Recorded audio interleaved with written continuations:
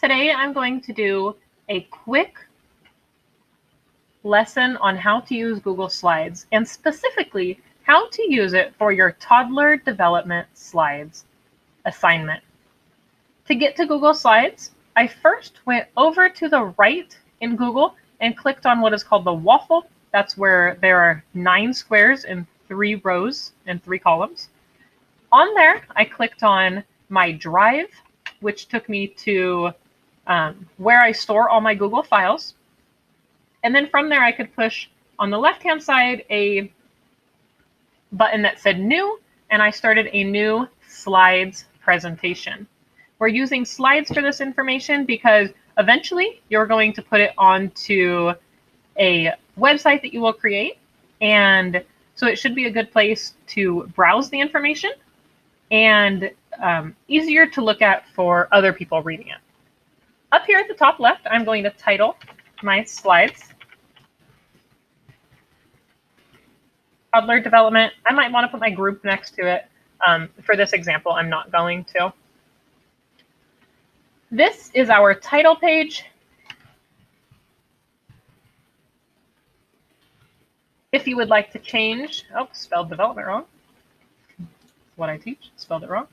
If you'd like to change your background, you can do that here. You can choose a color. You can choose an image. You can go to search and type in, I don't know, let's type in toddlers here. And maybe we want to use a toddler that is falling. And that could be our background now. So it's really up to you. You can make it as fun or not as you want. It is all your choice. So I want to write who it's by. And if I have more people contributing, then of course, put a comma and add their name too. I don't know. There we go. Sarah's helping too. So in this assignment, everybody is, there should be 4 people in a group, and everybody is to contribute at least one slide focused on a developmental domain. Those developmental domains are fine motor, development,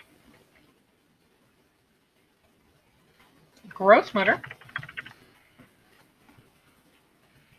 development, social and emotional,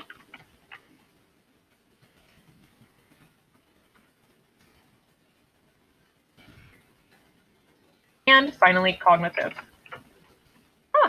Don't do that. Sorry. Sorry, guys.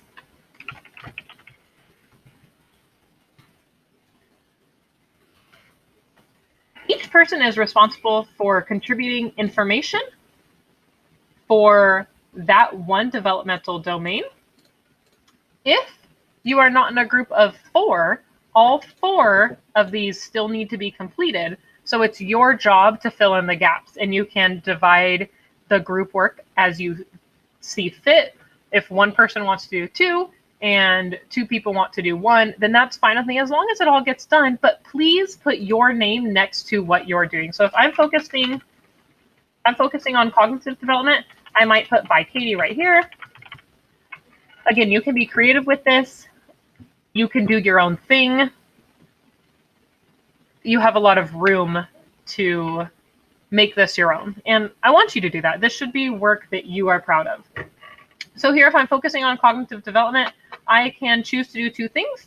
I can use bullet points and explain what toddlers are doing.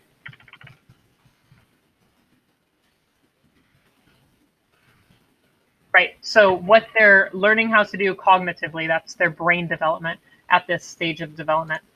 I can also choose to add images, which is always helpful. Image, I can search the web and it'll pop up right here. So I might be, let's look up a toddler brain, and maybe I don't know really. Here we go. That's not really a toddler, but we're going to add this little lady in here, and she's kind of a toddler. And then we can, it correlates to what I'm talking about, so that works. You can change your background again.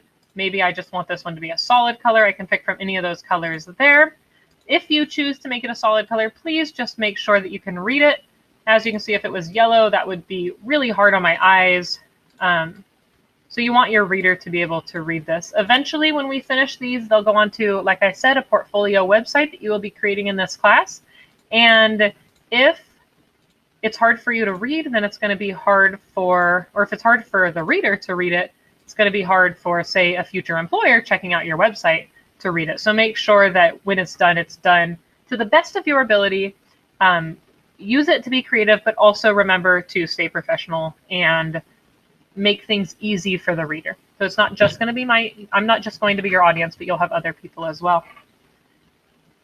If you have any other questions about Google, you can always do a quick search. There are plenty of resources. You can add animations in or add some videos or voice to it if you would like. Those are all things that you can do, but for the purpose of this assignment, I just want to give you a real quick overview of how to start a Google and how to create the slides. Before your group begins working, you want to share it with everybody. So right over here, you can see this is private. Only I can see this. However, if I share it with somebody, type in their email address, maybe I send it to my personal email, then they can also view it. When you are all done and everybody has finished contributing to the assignment, you can share it with me at quinn@yosemite.edu, and that will send me a link. And once I have that link, then I can grade it. I cannot grade this assignment until you share it with me. So please make sure you do that, and please do it by the due date. So even though I don't have a Google account, I'm going to send an invitation, and I'll still be able to, I'm going to send the link, just kidding, and I'll still be able to view it. If you have any questions, you can look at the announcements or ask a question there. And if it's not there or it's personal, you can send me a email.